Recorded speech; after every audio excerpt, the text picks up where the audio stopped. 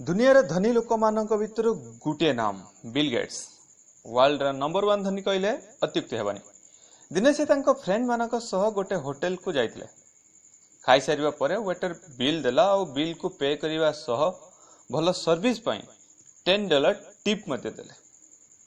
और सेठा रिटर्न करिवा को लागिले तो वेटर मानक जेमिति दुईटी जाक आखि मटमट करी देखि जाउतला। बिल गेट्स ता पाखु गले और पचारले कोन भाई किसी गड़बड़ हैला कि?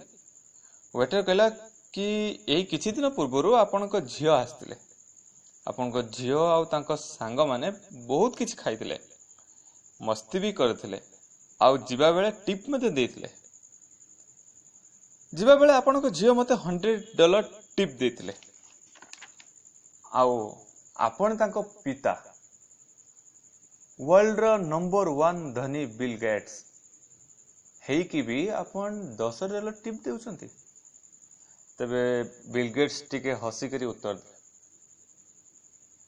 भाई कहीं ना से दुनिया रो सबुठारु धनी व्यक्ति झियो आ मु तो छार जने गरीब कृषकर पुओ। मते मोर अतीत सबुबेले मने थाए, कारण अतीत मोर मार्गदर्शक।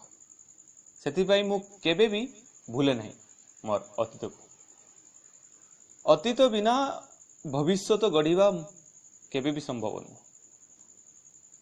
अर्थात अतीत को केबे भी भूल नहीं, कारण एकमात्र अतीत ही प्रेरणा देଥାଏ आगु बढ़िबार, फ्यूचर गढ़िबार, भविष्य तो बनैबार। So friends, thanks for watching. दुनिया रे धनी लोक मानक भितर गुटे नाम बिल गेट्स।